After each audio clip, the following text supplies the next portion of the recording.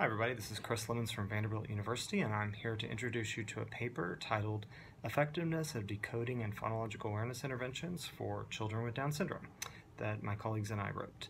So in this paper, we evaluated the effectiveness of two commercially available reading interventions for students with Down syndrome. We used three multiple baseline across participant single case designs, something you'll be learning more about in Module 4.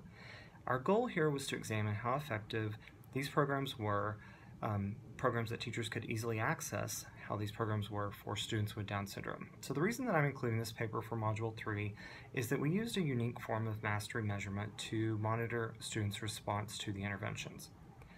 We call this approach cumulative mastery, and it's described in detail starting on page 77. Basically, we have demonstrated in some of our previous work that curriculum-based measurement, or CBM, as portrayed in Module 2, General Outcome Measurement, is often not sensitive enough to capture the slight improvements that are demonstrated by some students with intellectual disability made in our relatively brief studies. So our studies are approximately 12 to 16 weeks. So in our planning for this study, we decided we needed something that would be a little more sensitive to capture growth in this brief time frame.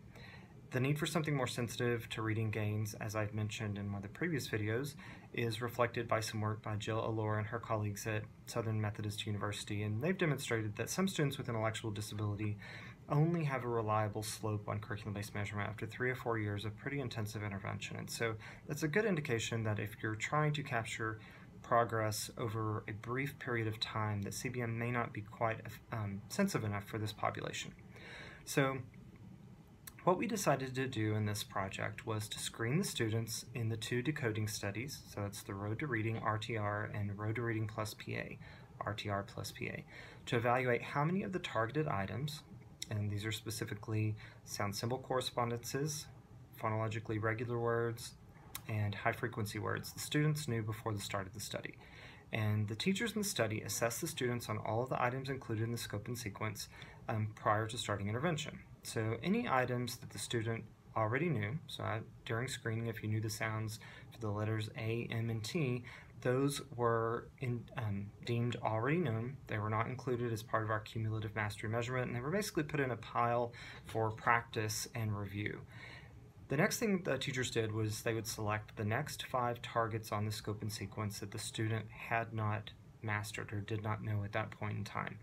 And they focused on these targets during instruction. So the students during their intervention were spending a lot of time focused on 5 sound symbol correspondences, 5 decodable words, and 5 high frequency words. And what we think this allowed us to really do is it allowed the intervention and the ongoing assessment to be very much individualized to each participant. So every student was focusing on 5 of each of the targeted dependent variables that they currently did not know that were next on the scope and sequence for the intervention. And then what we decided to do is we would assess these targets every single day, and we decided to deem words and sound symbol correspondences as mastered when a student got the item correct 3 consecutive days. So when this happened, the item was then added to the cumulative total, and a new target item from the scope and sequence was added to the target set of 5 that was currently being focused on during instruction.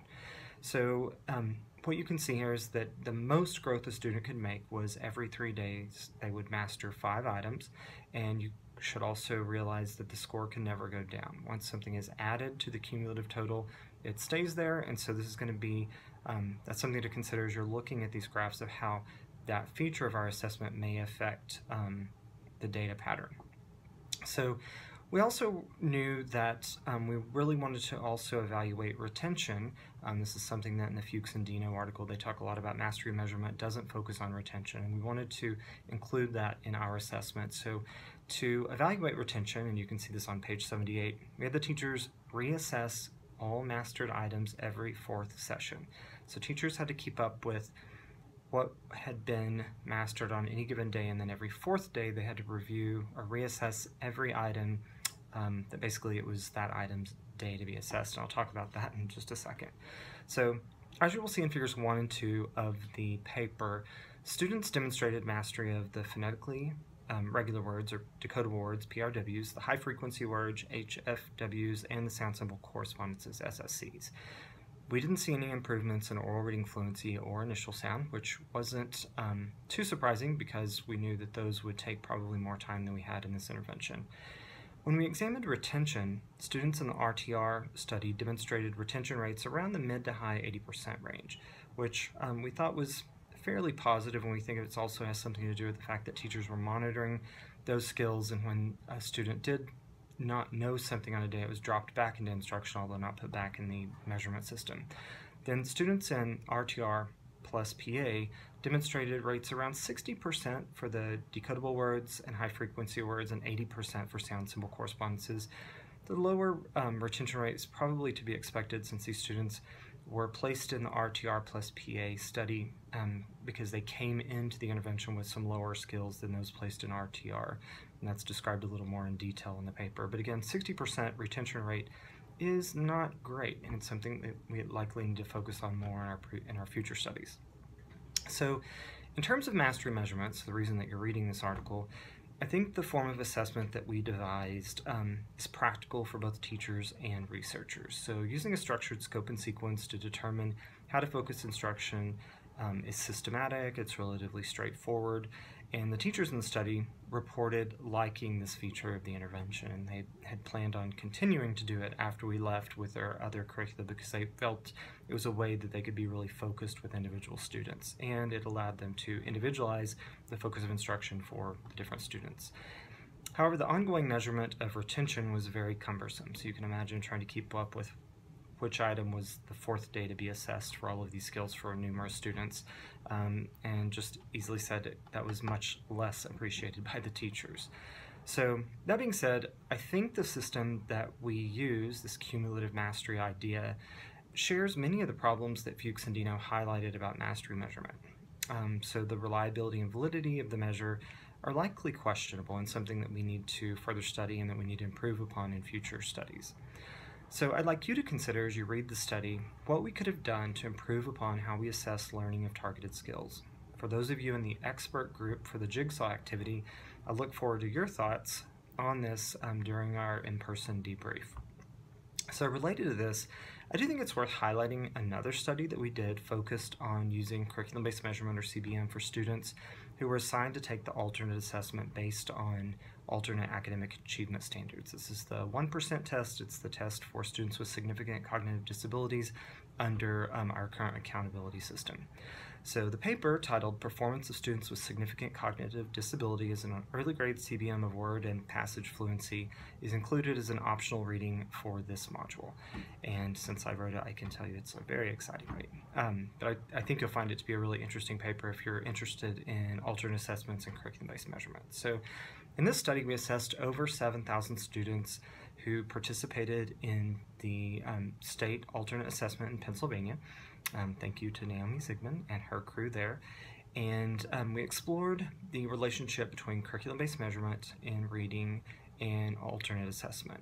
And then we also explored the approximate grade level of students. So in other words, the grade level at which students were able to meet typical benchmarks. So our findings in that paper demonstrate that CBM may be a useful tool because it did capture reading performance of this population of students.